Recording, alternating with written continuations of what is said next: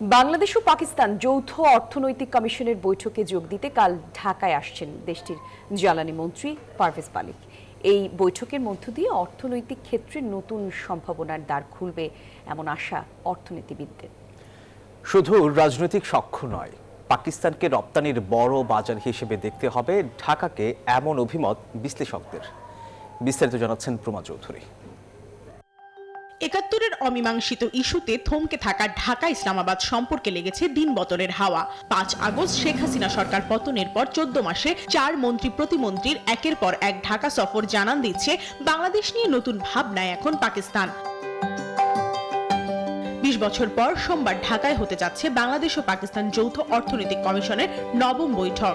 রোববার ঢাকায় আসছেন পারভেজ মালিক। জেইসির এই বৈঠকে গুরুত্ব পাবে ব্যবসা, বাণিজ্য ও বিনিয়োগ। এই সময় বাংলাদেশ পাকিস্তান একটি সমঝোতা স্মারক সই হতে পারে। দুই দেশের সম্পর্কের এই বাঁক বদলে দিতে অর্থনৈতিক স্বার্থকে বিবেচনায় রাখার পরামর্শ বিশ্লেষকের।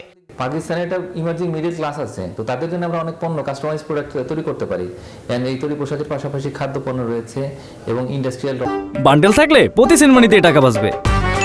বিকাশ সেনমানি বান্ডেল কিনে জিতুন প্রতি লেনদেনে। র ম্যাটেরিয়াল, ইন্টারমিডিয়েট গুড সেগুলো আমরা পাঠাতে পারি। এটা সুন্দর পরিকল্পনা যদি আমরা তৈরি করি, তাহলে সেই ক্ষেত্রে অবশ্যই আমরা কিন্তু এই পাকিস্তানের বাজারে বিপুল পরিমাণে পণ্য রপ্তানি করতে পারবো এবং একই সঙ্গে এই পারস্পরিক সহযোগিতার ভিত্তিতে কিন্তু আমাদের ইন্ডাস্ট্রিগুলো গ্রো করবে।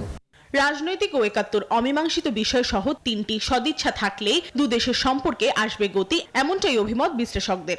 এই রাজনৈতিক যে সদিচ্ছাটা আছে সেটাকে ব্যবহার করে যদি ব্যবসার ক্ষেত্রে যদি ভালো করতে পারে, নাহলে দেখা যাবে যে ওই রাজনৈতিক সদিচ্ছাটা হয়তো আছে কিন্তু অর্থনৈতিক কাঠামোটা আর শক্তিশালী হলো না।